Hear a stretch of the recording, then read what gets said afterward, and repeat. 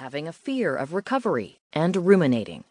While not helpful to you or your recovery from depression, these ways of thinking are common. The first step is to recognize that your attention has drifted in this negative direction. Then you can take measures to lessen the effects of these obstacles on you. Feeling defined by depression. Depression is a biological illness, a set of symptoms. It does not define you. Depression is not what makes you you, what makes you who you are. You are more than your depression, more than a set of symptoms. You have personality, character traits such as kindness or a sense of humor, skills, abilities, and accomplishments that are unique to you. Perhaps you're capable or skilled in writing, sports, computers, or gardening. Maybe you're a good listener, friend, sister, or coworker. Right about now, some of you are denying that you ever had any of these qualities in the first place. With long-standing or repeated episodes of a mood disorder, the memory of the person you are or have always been can fade in your mind. Some of us may have difficulty remembering what we were like before depression hit us. We struggle to separate the symptoms of depression from our regular self. It's easy to take on an illness identity of depression or have it overtake your life and then feel adrift in the symptoms. This might happen when a person has lost interest in life and forgets all else that he does or did, spending much of his time going to appointments, taking medications, dealing with his problems, and dropping everything else. Your life may become filled with feeling sad and miserable and working hard each day to manage the symptoms that have somehow overtaken your life. You may have little time, energy, or interest left for other things. Some people who have depression or bipolar disorder feel, "This is not me. I don't feel familiar to myself." You might feel that you have lost your bearings.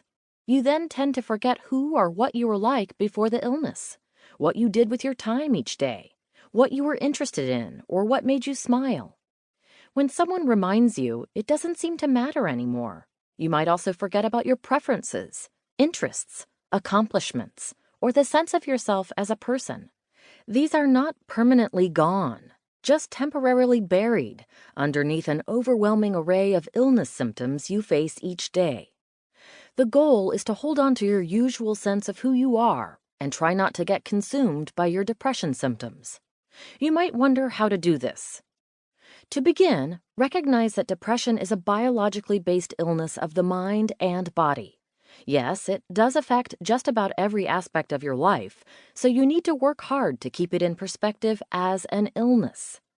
Having a mood disorder does change your life, but overall, it often ends up being in a more positive way for many people.